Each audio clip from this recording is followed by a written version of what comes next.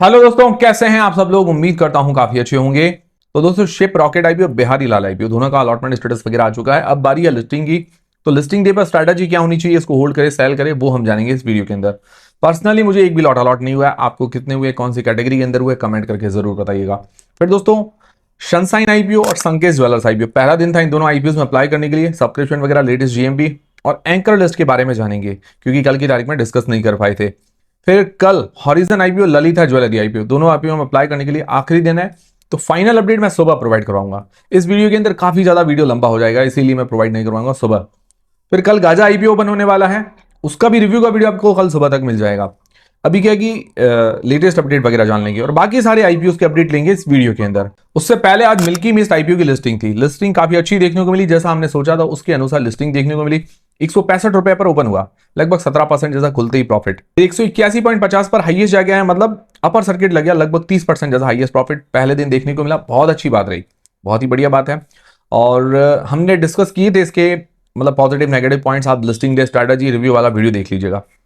इसका brand name काफी अच्छा है, प्रोडक्ट्स वगैरह काफी अच्छे हैं, साउथ इंडिया के अंदर काफी फेमस है। बट नेगेटिव पॉइंट्स भी है, डेट वगैरह है, वैल्यूएशंस है, वो सारी चीजें भी हैं। तो इन चीजों को दिमाग में रखते हुए आप आगे का डिसीजन बनाइएगा। बाकी आप रिव्यू वाला लिस्टिंग दी स्ट्रेटजी वाला वीडियो देखिए, उसके अंदर काफी सारी चीजें क्लियर हो जाए। फिर दोस्तों, आज धूत आईपीओ और मोल बायो आईपीओ दोनों के अंदर भी काफी बढ़िया तेजी देखने को मिली। धूत आईपीओ के अंदर अपर सर्किट लगता हुआ देखने को मिला। मोल बायो आईपीओ के अंदर भी काफी तेजी थी। और फिर बात करें लीप इंडिया आईपीओ, उसके अंदर भी आज तेजी देखने को मिली, क्योंकि इसके अंदर कुछ बल्क डील्स भी हुई है। काफी लोगों ने पूछा था बल्क डील्स हुई है नहीं, तो इसके अंदर काफी अच्छी बल्क डील्स आई है। और पहले क्या है कि ये पब्लिकली जानकारी अवेलेबल नहीं थी, कल की तारीख में ये जानकारी आई थी बल्क डील्स के बारे में, तो ये चीज भी क्लियर हो गई। बाकी बाय सेल का किसी भी आईपीओ में रेकमेंडेशन नहीं है, जो भी आप डिसीजन बनाए अपनी रिस्क अपना एनालिसिस लगा के बनाए। अब शुरू करते हैं हमारे वीडियो को। वीडियो शुरू करने से पहले टेलीग्राम, इंस्टाग्राम, व्हाट्सएप, फेसबुक सबकी लिंक डिस्क्रिप्शन के अंदर है। और सारी चीजें आपकी क्लियर करूंगा। डिसीजन आपको अपनी रिस्क अपना एनालिसिस लगा के बनाना, मेरी तरफ से कोई बाय सेल का रेकमेंडेशन नहीं है। और जीएमबी वगैरह के बारे में डिस्कस करते हैं, वो सिर्फ एक अंदाजा है। तो सबसे पहली चीज, सनसाइन आईपीओ पहला दिन था इस आईपीओ में अप्लाई करने के लिए। पहले दिन ये फुल्ली सब्सक्राइब हो गया है, लगभग सारे पोर्शन फुल्ली सब्सक्राइब हो गए हैं क्यूआईबी पोर्शन को छोड़कर। तो अच्छा सब्सक्रिप्शन कह सकते हैं। जीएमबी अभी 20% के आसपास बता रही है, एकदम से काफी बढ़िया डिमांड आ रही है। लगभग आप मान के चले कि 70 रुपए पर शेयर के आसपास मान के चल सकते हैं। तो 20% के आसपास ठीक है डिमांड। बाकी वैल्यूएशंस ओके ओके है, मतलब ना ज्यादा महंगी ना ज्यादा सस्ती, हाफ पॉइंट वैल्यूएशंस के अंदर मिल जाता है।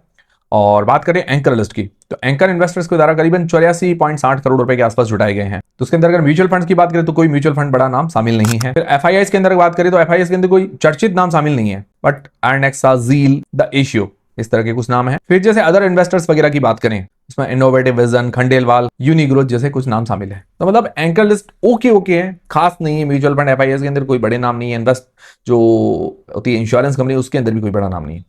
तो लगभग मैं 10 में से 3 रेटिंग देना चाहूंगा।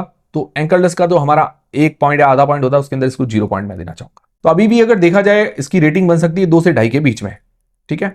बाकी बाय सेल का रेकमेंडेशन नहीं है। फिर दोस्तों, संकेत ज्वेलर्स आईपीओ पहला दिन था इस आईपीओ में अप्लाई करने के लिए। पहले दिन ये अंडर सब्सक्राइब है, मतलब सारे पोर्शन अंडर सब्सक्राइब है। लगभग सिमिलर है इनका इश्यू साइज, अगर देखिए ज्यादा बड़ा मतलब अंतर नहीं है। तो भी इसको जो रिस्पांस है थोड़ा कम मिला है। जीएमबी इसकी काफी कम है, सिर्फ 5% के आसपास है। 5 रुपए पर शेयर के आसपास मान के चल सकते हैं। डिमांड इसकी थोड़ी कम चल रही है। वैल्यूएशंस देखें तो ओके ओके है, उसके अंदर आधा पॉइंट दे सकते हैं। फिर बात आती है इसकी एंकर लिस्ट की। एंकर इन्वेस्टर्स के द्वारा करीब करीब 110 करोड़ रुपए के आसपास जुटाए गए हैं। फिर म्यूचुअल फंड के अंदर बात करें तो कोई बड़ा नाम नहीं है। एफआईआईस के अंदर अगर बात करें तो नाम तो ऐसे लिस्ट है, बट कोई ऐसे चर्चित जाने माने बड़े नाम कम है। फिर भी जैसे टाइगर स्ट्रेटजीज है, नेक्टर, वीनस, नेक्सस, नोवा, इस तरह के कुछ नाम शामिल है। फिर अदर इन्वेस्टर्स के अंदर यूनिग्रोथ है, सनराइज, इनोवेटिव तरह से नाम है। तो इसकी भी एंकर लिस्ट ठीक ठीक है, कोई बड़े चर्चित नाम नहीं है। तो उसकी एंकर लिस्ट को मैं 10 में से 3 या 4 रेटिंग देना चाहूंगा।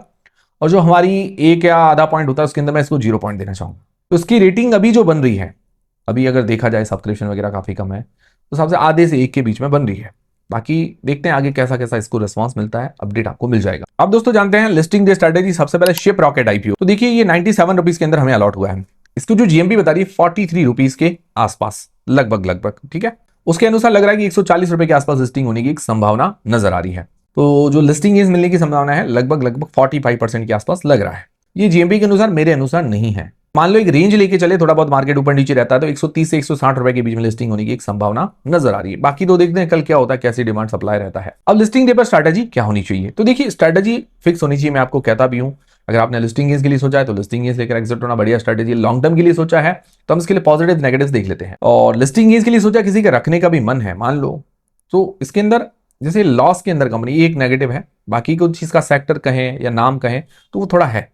तो अब आप पॉजिटिव नेगेटिव्स देख लीजिए, थोड़ी क्लैरिटी आ जाएगी आपको कि भी आपको शेयर रखने नहीं रखने, वो आप खुद सोचिए। सेक्टर में देखा जाए तो यूनिक सेक्टर है, मतलब ये क्या करती है कि जैसे कोई सेलर है, उसको कोई चाहिए होता है कुरियर वाला, तो उसको प्रोवाइड करवाती है और सारी सर्विस देती है, रिटर्न से लेकर सारा चीज करवा के देती है, ठीक है। और अपने सेक्टर के अंदर ही लीडिंग कंपनी है, रेवेन्यू के अंदर ग्रोथ है, डेट वगैरह कंट्रोल के अंदर है, और आईपीओ के पैसे से भी डेट पे कर रही है, वैल्यूएशंस भी ज्यादा महंगी नहीं है, ठीक है। नेगेटिव क्या है? नेगेटिव एक ही बड़ी चीज है कि लॉस के अंदर है कंपनी अभी तक, ये बड़ा नेगेटिव है, तो प्रॉफिट के अंदर आना जरूरी है कंपनी को। बाकी देखिए उसके अलावा जो पॉइंट्स देखिए वो हाई रिस्क पॉइंट्स कुछ भी नहीं है, एक लॉस के अंदर है, लॉस के अंदर भी होना एक रिस्क पॉइंट भी होता है, बड़ा रिस्क पॉइंट है। बाकी प्रमोटर जैसे अगर कहें तो ये पब्लिक टाइप जैसे अलग अलग शेयर होल्डर्स हैं, तो पर्टिकुलर जो प्रमोटर कंपनी है जिन्होंने स्थापित की थी तो उनकी होल्डिंग काफी कम है, ये चीज भी दिमाग में रखते हुए चलिएगा। बाकी ऐसा कोई हाई रिस्क पॉइंट नहीं है, ऐसे कंपनियां काफी सारी होती है, इस तरह से चलती है। अब ओवरऑल अगर देखिए कंपनी को देखा तो काफी इंटरेस्टिंग है, सेक्टर वाइज देखे तो बढ़िया है,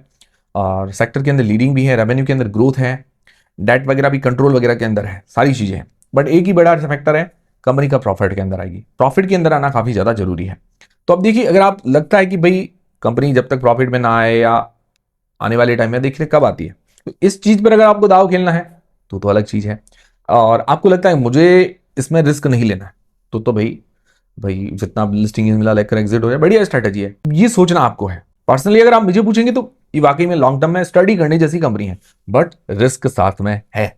अगर ये रिस्क ले सको तो ठीक है, नहीं ले सको तो फिर भाई जलती आग में हाथ डालने की जरूरत नहीं है, ये रिस्क फैक्टर आपका खुद का होगा। बाकी हाँ, एंकर लिस्ट अच्छी आई है, क्यूआईबी से सब्सक्रिप्शन अच्छा मिला है, तो इस हिसाब से बड़े इन्वेस्टर्स का ध्यान जरूर रहेगा इनके ऊपर, क्योंकि ये जाना माना चर्चित नाम है, शिप रॉकेट वगैरह, उसके अलावा न्यू एज कंपनी भी कह सकते हैं इसको। फिर दोस्तों बिहारी लाल आईपीओ, ये हमें 285 रुपए में मिला है, 125 रुपए के आसपास इसकी जीएमपी बता रही है। जीएमपी का अंदाजा होता है, फिक्स चीज नहीं है। उसके अनुसार लग रहा है कि 410 रुपए के आसपास लिस्टिंग होने की एक संभावना नजर आ रही है, जो कि लगभग होता है 44-45% के आसपास मान के चल सकते हैं, तो बढ़िया लिस्टिंग गेन्स है। अब अगर मान लो मार्केट ऊपर नीचे रहता है तो 350 से 450 के बीच में एक लिस्टिंग होने की संभावना नजर आ रही है, मेरे अनुसार नहीं, जीएमपी के अनुसार बता रहा हूं। फिर देखिए अब लिस्टिंग डे पर स्ट्रैटेजी क्या होनी चाहिए, तो मैंने आपको बताया लिस्टिंग की स्ट्रैटेजी फिक्स होनी चाहिए। लिस्टिंग गेन्स वाले अगर आपने सोचा है तो लिस्टिंग गेन्स लेकर एग्जिट होना बढ़िया स्ट्रैटेजी है, क्योंकि स्ट्रैटेजी फिक्स होना जरूरी है, क्या करना ये आपको क्लियर होना चाहिए। अब लॉन्ग टर्म के लिए अगर आपने सोचा कि मुझे थोड़े शेयर रखने हैं, थोड़े सेल करने हैं, तो उसके लिए हम इसके पॉजिटिव नेगेटिव्स देख लेते हैं। पॉजिटिव में देखिए इसकी वैल्यूएशन अच्छी है, बढ़िया बात है, फाइनेंशियली कंपनी स्ट्रांग है, डेट फ्री है, प्रमोटर की होल्डिंग अच्छी है, तो मतलब ये जो बेसिक पॉइंट्स है ये कंपनी के अच्छे हैं। नेगेटिव क्या? नेगेटिव देखिए हाई रिस्क पॉइंट्स ऐसा कुछ विशेष नजर नहीं आया कि बहुत रिस्की है इसके अंदर, ऐसी कोई चीज कम नजर आई। नॉर्मल है, सेक्टर देखा जाए तो नॉर्मल है और लो रिस्क जैसा सेक्टर नजर आ रहा है। तो ओवरऑल कंक्लूजन ये कि इसके अंदर ज्यादा रिस्क पॉइंट्स नहीं है। अगर कंपनी वाइज कहें तो एक परफेक्ट कंपनी, ऑन पेपर एक अच्छी कंपनी नजर आ रही है। अगर देखिए शिप रॉकेट और बिहारी लाल को कंपेयर करें तो कंपनी वाइज बिहारी लाल जो अपने बेसिक्स है वो एकदम परफेक्ट है इसके, और अगर आप सेक्टर वाइज देखें या न्यू एज कंपनीज देखें तो शिप रॉकेट थोड़ी आगे लगती है, और शिप रॉकेट थोड़ा बड़ा नाम है, ये चीज उसकी एंकर लिस्ट वगैरह भी उस तरह से आई है, ये सारी चीजें ये है। Financial fundamentals wise ship rocket से थोड़ी सी बेहतर या परफेक्ट कह सकते हैं, बट शिप रॉकेट का एक एडवांटेज उसका सेक्टर, उस सेक्टर के अंदर लीडिंग है, बाकी न्यू एज है उसकी एक ही कमी है लॉस के अंदर, वो जब प्रॉफिट के अंदर आ गई तब इससे कहीं ज्यादा वो बेहतर है, ये चीज है। अब आपको सोचना है आपको क्या करना है, आप इसको होल्ड करेंगे या सेल करेंगे, कमेंट करके जरूर बताइएगा। इसके अंदर वो हाई रिस्क पॉइंट्स नहीं है, ठीक है ना, ये चीज है।